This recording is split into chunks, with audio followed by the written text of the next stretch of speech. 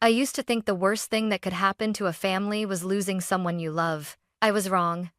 The morning my billionaire grandmother died, I held her hand and promised I'd be okay. By nightfall, I was sitting in a leather chair across from her lawyer, staring at a number that made my heart stop. $15 billion. That was what she left me. Not my father. Not my stepmother. Not my half-brother. Me. My dad didn't mourn. He leaned forward, his voice calm but sharp, and said, "You'll sign it over. Tonight." I remember the way the room felt smaller when I shook my head. I won't. That single word cost me my home. Before midnight, I was standing outside with a bag in my hand, cut off from my own family. By morning, I unlocked the gates of my grandmother's mansion, thinking I was finally safe. I had no idea what would happen the next day, or who would be standing beside me when my father came to take everything. Before all of this, my life was quiet in a way most people would probably call forgettable. I'm Stella, and for as long as I can remember, I was the least important person in my father's house. Not mistreated in obvious ways, no shouting, no scenes that neighbors could gossip about, but overlooked so consistently that it left bruises no one else could see.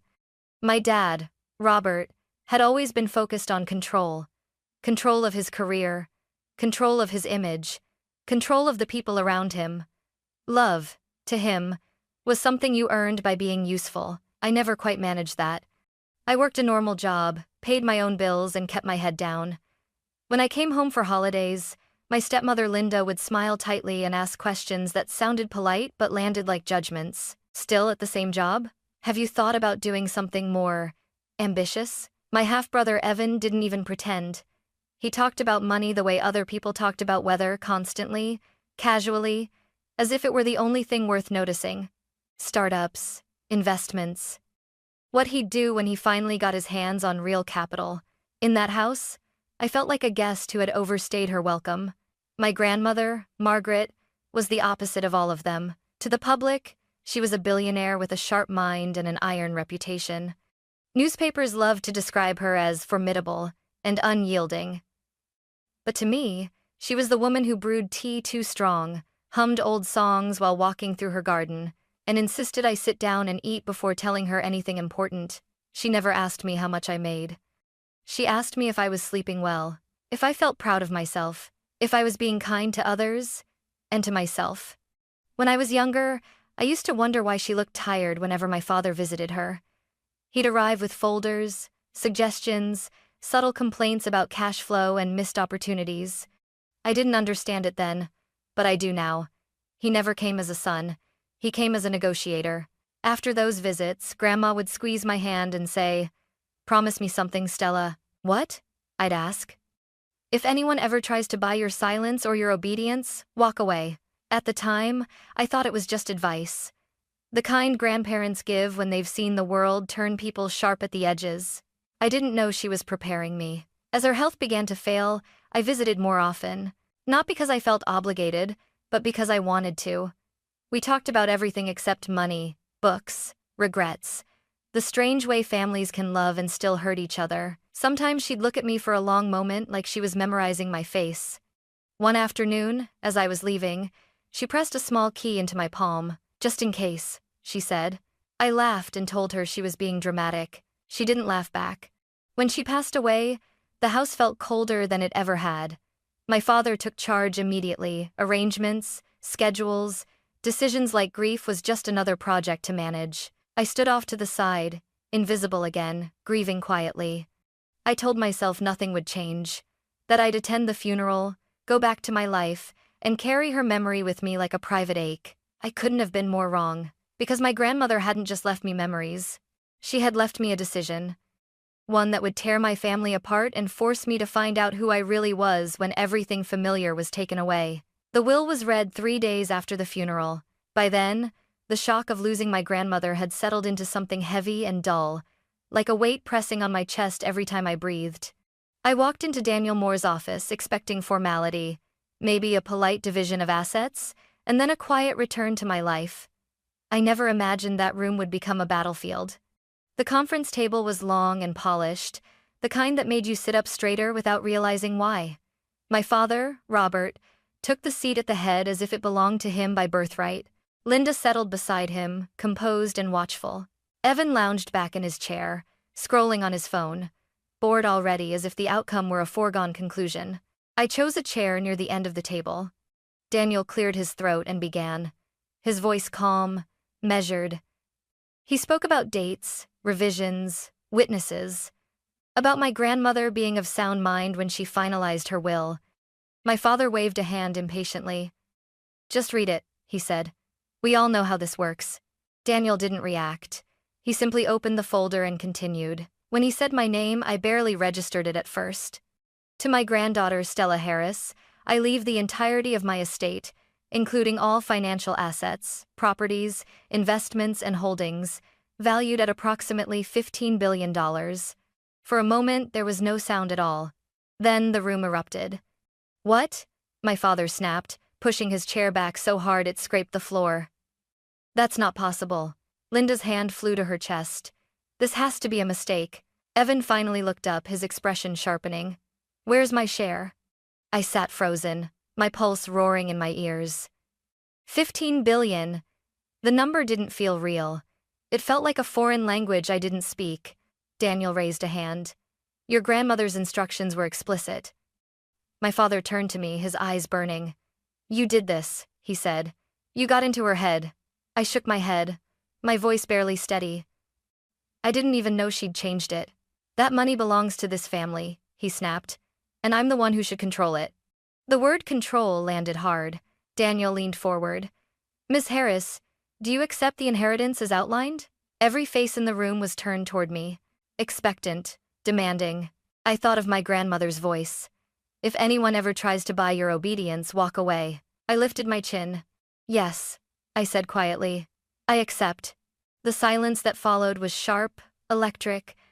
My father's expression changed then, not to grief, not to disappointment, but to something colder. "This conversation isn't over," he said. I didn't know yet how much he meant it. The real confrontation didn't happen at the lawyer's office. That was just the warning shot. It happened later that evening, behind closed doors, when there were no witnesses left to impress and no polite voices to maintain. My father told me to come home. He didn't ask. He didn't soften it with concern or grief. "Get back here," he said over the phone. "We need to talk. As a family." The word family should have comforted me. Instead, it made my stomach tighten. When I arrived, the house felt different, too quiet. The lights in the living room were brighter than usual, every lamp switched on as if this were an interrogation room rather than a home. My father stood near the fireplace, his jacket still on, his posture rigid. Linda sat upright on the edge of the sofa, hands folded neatly in her lap. Evan leaned against the wall, scrolling on his phone, but his eyes flicked up the moment I entered. "Sit," my father said. I sat. He didn't waste time. "You're going to fix what you did today," he said calmly, too calmly. "You're going to sign the inheritance over to me, and we're going to pretend this embarrassing misunderstanding never happened." I swallowed. It wasn't a misunderstanding. "Grandma chose—" "Don't say her name like that," he snapped. "You know exactly what you did. You took advantage of her age, of her emotions." "That's not true," I said, my voice shaking despite myself. "I never asked her for anything. I didn't even know about the will." Linda leaned forward then, her tone gentle, almost maternal. "Stella, no one is saying you're a bad person. You're just not equipped for this kind of responsibility. $15 billion isn't a gift. It's a burden." Evan finally looked up, rolling his eyes. "She wouldn't last 6 months managing that kind of money." My father nodded. "Exactly. That's why I'm offering a solution." He walked to the sideboard, picked up a folder and placed it in front of me. "Sign the estate into my control," he said. "I'll give you 10%, more money than you'll ever need. You can live comfortably, travel, do whatever it is you do now. No pressure. 10%. The number hit me like a slap. "So you keep everything," I said quietly, "and I disappear?" "That's not fair," Linda said quickly. "You'll still be part of the family." Evan snorted. "As long as she behaves." I looked at the paper in front of me, at the space where my signature was supposed to go.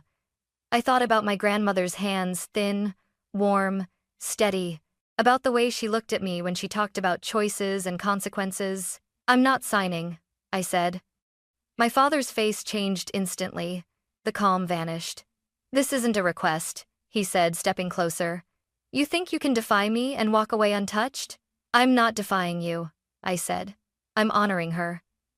His voice dropped to a dangerous whisper. If you walk away from this deal, you walk away from this family. Hesitant jest.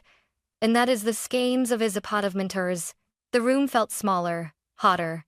You're choosing money over us, Linda said, her disappointment sharp and practiced. No, I replied, my heart pounding. You're asking me to choose control over my own life. My father straightened, as if something inside him had snapped into place. Pack your things, he said. You have 30 minutes.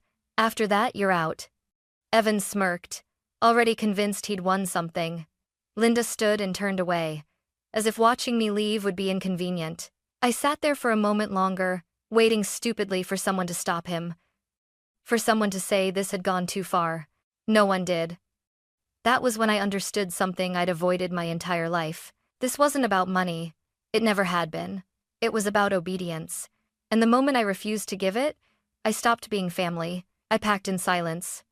30 minutes sounded generous when my father said it, but time moves differently when you realize you're being erased from your own life. I went upstairs to the bedroom I'd slept in for years, the one that still smelled faintly of the detergent Linda insisted on using. The walls were lined with old photos I'd stopped looking at school events, forced smiles, moments that looked like happiness if you didn't know how carefully they were staged. My hands shook as I opened the closet. I didn't take much. Clothes, my laptop, a few personal papers.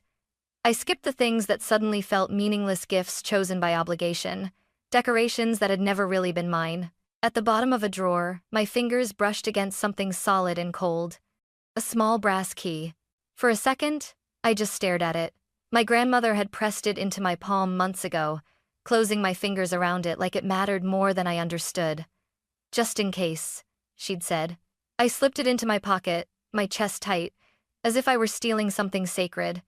When I came back downstairs, my suitcase trailing behind me, my father was already waiting by the front door. His arms were crossed. His expression was final. You're making a mistake, he said. I looked at him, really looked at him, and realized he wasn't angry because he'd lost his daughter. He was angry because he'd lost control. Goodbye, Dad, I said quietly. He didn't answer. He simply opened the door and stepped aside. The night air hit me like a wall. Cold, sharp, unforgiving. I stepped onto the porch, my bag heavier than it should have been, my heart pounding so hard I thought I might be sick. Behind me, Linda's voice floated out, calm and distant. Don't expect us to fix this later. The door closed. Not gently. The sound echoed in the quiet street, sealing something I knew couldn't be undone. For a moment, I just stood there, homeless, cut off. The inheritance papers tucked safely in my bag, worth more than I could comprehend and utterly useless in that instant. I had nowhere to go. No plan, no safety net. Except for the key in my pocket, I got into my car and drove. The city lights blurred past as tears burned my eyes. I didn't know what I expected to feel: anger, panic, relief, but mostly I felt empty. When the iron gates of my grandmother's estate came into view, towering and familiar, my breath caught. I hesitated before turning the wheel. This place had always been hers. Warm, alive, full of quiet laughter and afternoon light. Now she was gone, and I was arriving not as a guest but as someone with nowhere else left. The key slid into the lock smoothly. The gates opened with a slow, heavy groan, like the house itself was waking up. I drove up the long driveway, my headlights cutting through the darkness, and parked in front of the mansion. The windows were dark. The silence pressed in. I stepped inside, my footsteps echoing across marble floors. The air smelled faintly of polish and old wood, comforting and painful all at once. "Hello?" I called softly. For a terrifying second, there was no answer. Then a voice came from the shadows. "Miss Stella." I turned, startled, to see a tall man with silver-streaked hair stepping forward.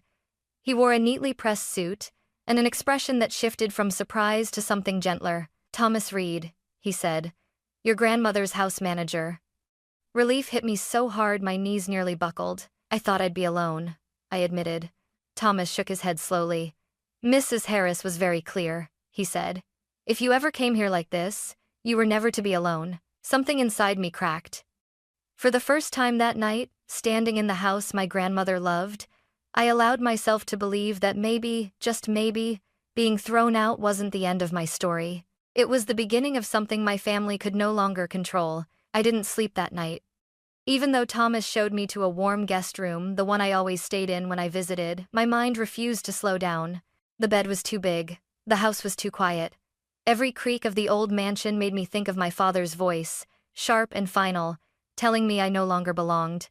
Morning light finally crept through the curtains, pale and hesitant. I sat up, still wearing the same clothes from the night before, when there was a soft knock on the door. "Miss Stella," Thomas said gently. "You have visitors." My stomach tightened. "They're not my family, are they?" "No," he replied. "Your grandmother asked for this." Downstairs, in the study, two people were waiting. The first was Daniel Moore, my grandmother's lawyer, the same calm man who had read the will. The second was a woman I didn't recognize, elegant but unassuming, with silver-framed glasses and a leather portfolio resting on her lap. "Stella," Daniel said, standing. "I'm glad you came here." The woman offered her hand. "Grace Wilson. I oversee the Harris Family Trust." Trust. The word landed differently now. Daniel gestured for me to sit. "Your grandmother anticipated conflict," he said without hesitation. "Specifically, from your father." I felt a strange mix of relief and sadness. She knew he would try to take it. "She knew he would try to control you," Grace corrected softly. Daniel opened his briefcase and laid several folders on the desk. Documents, legal seals, dates that stretched back years. "Your inheritance isn't a simple transfer of assets," he explained. "It's protected by a non-transferable trust. You cannot sign it over to anyone. Not your father, not your brother, not anyone." I stared at him. "So, even if I wanted to, I couldn't?" Grace shook her head. "Your grandmother made sure of that. Any attempt to coerce you would invalidate their claims entirely." My chest tightened. "She did all this, without telling me." Daniel nodded. "She believed telling you too soon would put you at risk." Then he reached into the briefcase again and pulled out a small flash drive. "There's more." Thomas closed the study doors quietly as the screen on the wall flickered to life. My grandmother appeared, seated in her favorite chair, her posture straight, her expression clear and unwavering. "If you're watching this," she said, "then I'm gone, and Stella is likely under pressure." My breath caught. She spoke calmly, naming my father directly, not with anger but with disappointment. She talked about the years of financial demands, the subtle threats, the entitlement that had replaced affection. She explained why she chose me. "Stella never asked me for anything," she said. "She showed up, she listened. She treated people as people, not leverage." The video ended. I sat there in silence, tears slipping down my face before I could stop them. "She didn't just leave you money," Grace said quietly. "She left you protection." Daniel folded his hands. "Your father has no legal ground. But that won't stop him from trying." I thought of the way he'd looked at me the night before, the certainty in his voice. "What happens when he comes here?" I asked. Thomas spoke for the first time, his tone firm. "Then he'll find out that this house and everything tied to it is no longer something he can take." For the first time since my grandmother died, something inside me shifted. Fear gave way to clarity. She hadn't abandoned me to a fortune. She had built a shield around me, and whatever was coming next, she had already prepared me to survive it. The next morning felt unnaturally still. The sky above my grandmother's mansion was clear, almost indifferent, as if the world had decided to look peaceful on purpose. Inside, though, every nerve in my body was on edge. I stood near the tall windows in the study, watching the long driveway disappear into the trees, my heart beat loud in my ears.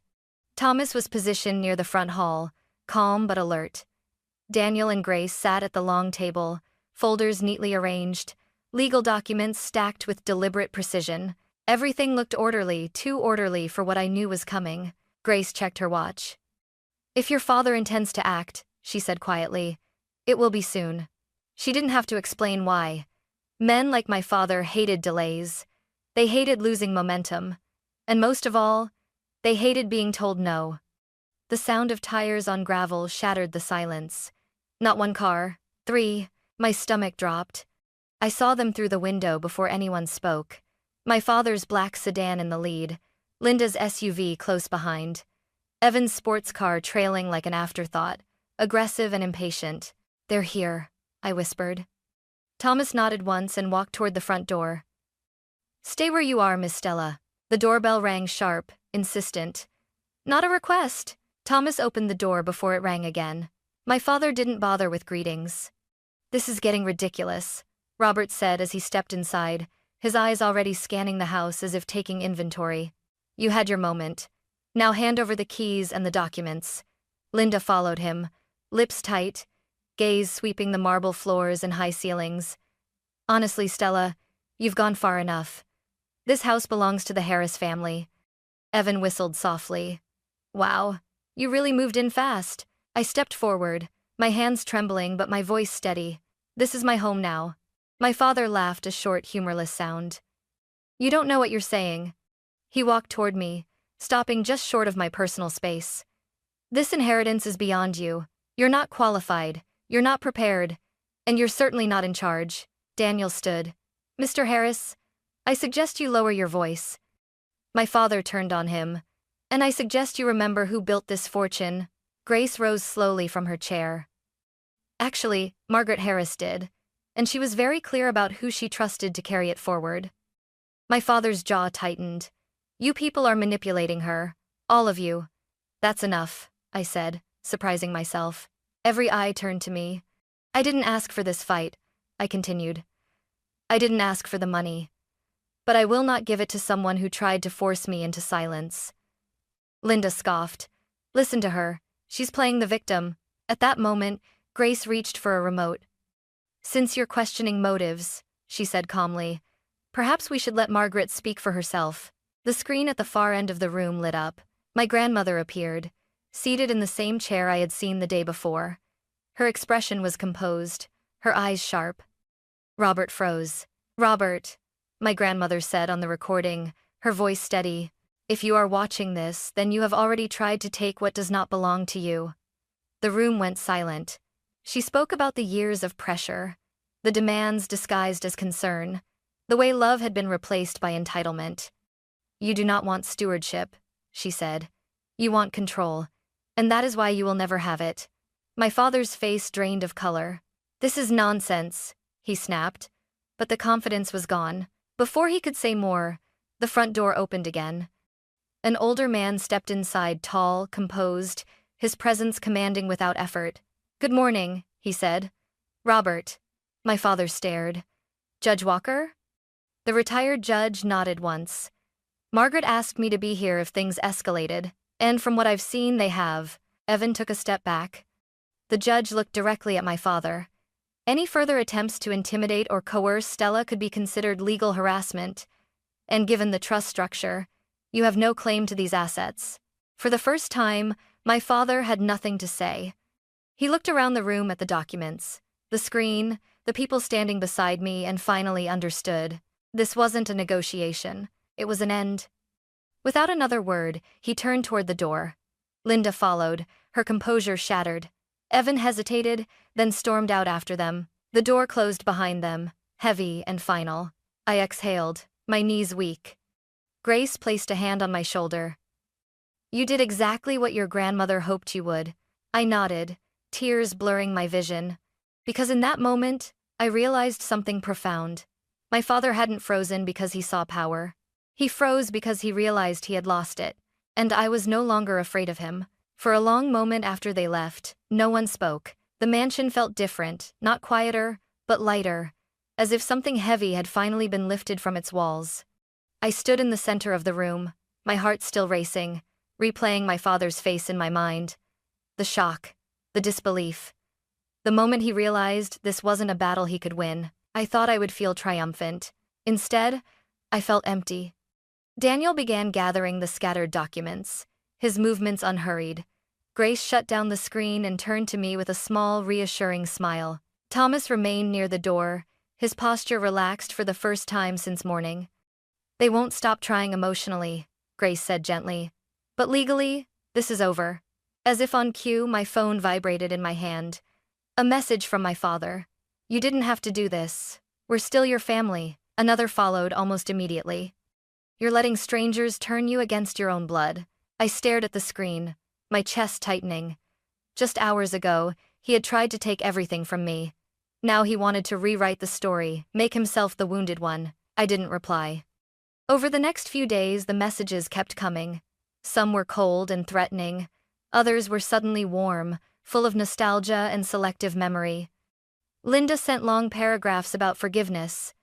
Evan tried a different approach, hinting at business ideas and mutual benefit.